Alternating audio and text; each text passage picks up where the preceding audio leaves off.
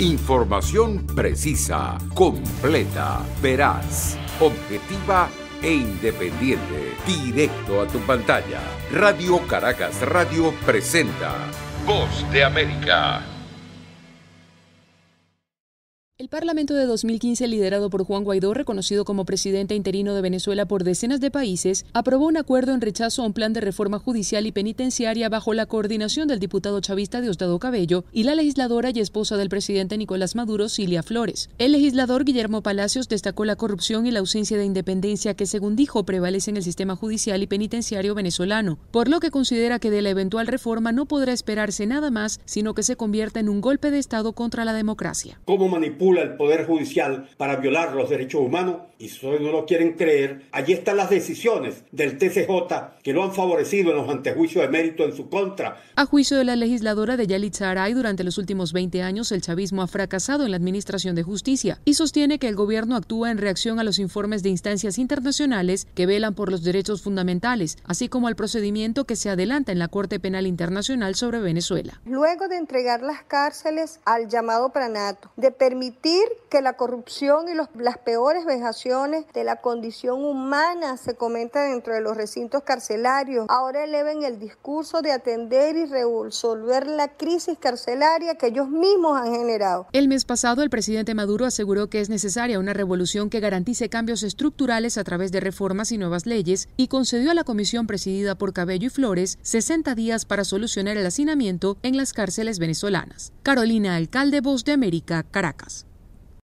En medio de protestas y manifestaciones se conmemoró en Colombia el Día de la Independencia y se instalaron las sesiones ordinarias del Congreso. El presidente Iván Duque hizo un balance de sus 3 años de gobierno, resaltando las acciones para enfrentar la pandemia, rechazó los actos vandálicos en medio del paro nacional y pidió dejar de lado los odios y divisiones. Vacunémonos contra el pesimismo, vacunémonos contra el resentimiento, vacunémonos contra el odio, vacunémonos contra el desaliento. Sin embargo, en el discurso de réplica, la oposición cuestionó que el mandatario haya respondido con la fuerza pública a las exigencias de la población y reclamaron que el gobierno haya profundizado las diferencias sociales, como destacó la representante a la Cámara, María José Pizarro. Es el legado del gobierno de Iván Duque y por lo que será recordado, por dolor, por pobreza, por indiferencia, por mezquindad. Por su parte, el senador conservador Juan Diego Gómez, aliado del gobierno y nuevo presidente del Congreso, pidió al mandatario colombiano dejar de lado los radicalismos y escuchar más al país. Lo invito,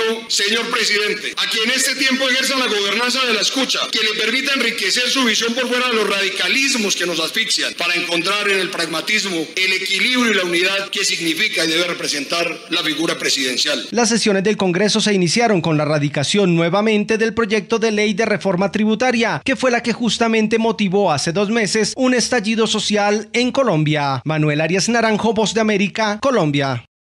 La Fiscalía General de la República informó que investiga el espionaje de que fueron víctimas activistas, periodistas y políticos mexicanos durante el sexenio de Enrique Peña Nieto. En un comunicado reveló que con la colaboración de Carmen Aristegui, una de las periodistas afectadas, llevó a cabo un cateo en las oficinas de la empresa KBH Track, operadora mexicana de la israelí NSO Group, debido a que empleaba el programa Pegasus para realizar actividades de espionaje telefónico para diversos solicitantes que aún no han sido identificados plenamente para efectos judiciales. Uno de los casos confirmados es el de Manuel Mondragón, quien fungía como comisionado nacional de seguridad, cuyo teléfono fue intervenido y grabadas sus conversaciones con funcionarios de las secretarías de Gobernación y de áreas de seguridad nacional, así como con terceras personas.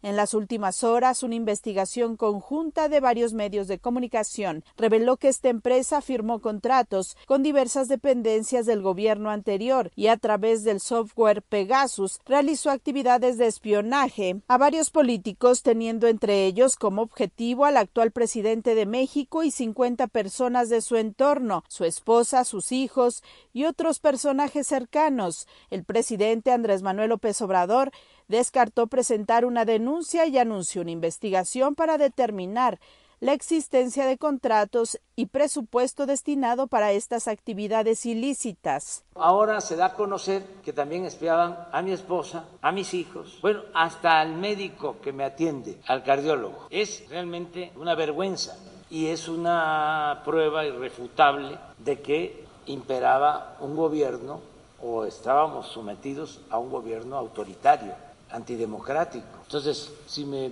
pongo ahora a presentar denuncias, pues no termino. Hay que saber que desgraciadamente todo esto se padeció y hacer el compromiso de no repetirlo, que es lo que estamos haciendo. La Fiscalía explicó que los nuevos datos que se han hecho públicos respecto al espionaje a personas de un alto perfil se están incorporando a la investigación ya señalada. Los contratos fueron suscritos por Tomás Herón en la entonces Procuraduría General de la República. Él se encuentra en Israel y cuenta con una orden de aprehensión por el delito de tortura relacionado con la desaparición de los 43 estudiantes de Ayotzinapa. Sara Pablo, Voz de América, Ciudad de México.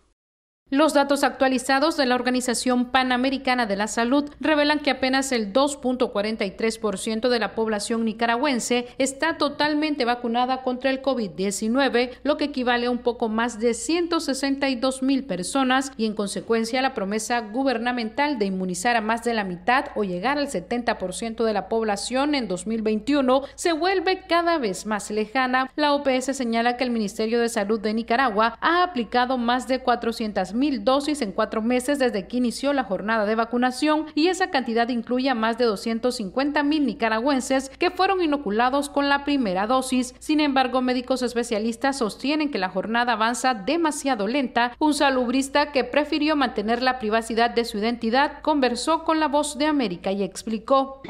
Eso tiene que ver con que países no tienen acceso adecuado a las vacunas, es decir, todavía siguen mucho concentrados. Mientras tanto, el Independiente Observatorio Ciudadano COVID-19 reportó el reinicio de los denominados entierros express en los departamentos de Chinandega, Madrid y Managua. El doctor José Luis Borges de la Unidad Médica Nicaragüense advirtió sobre un rebrote del COVID-19 en el país, impulsado también por la presencia de nuevas variantes. Ya lo tenemos porque la transferencia de personas entre las dos fronteras es diaria y es continua. Nicaragua es el único país de Centroamérica que no ha identificado las variantes del SARS-CoV-2, a pesar que desde mayo cuenta con el equipo de tamizaje molecular necesario para hacerlo. Daliano Caña, Voz de América, Nicaragua. El Departamento de Estado de Estados Unidos decidió negarle la entrada a ese país al expresidente de Honduras, Porfirio Lobo, a su esposa y miembros de su familia por presuntamente recibir sobornos de narcotraficantes y respondió asegurando una vez más su inocencia. Ellos se dan a la tarea esa de estar señalando gente y yo nunca he estado en un tribunal. Si ellos tienen algunas pruebas contra mí, que las remitan a la fiscalía, haga lo que tiene que hacer. El exmandatario y su esposa fueron señalados dentro de la denominada lista Engel, publicada el 1 de julio y que incluía además de su nombre y el de su esposa a funcionarios involucrados en presuntos actos de corrupción de Honduras, El Salvador y Guatemala.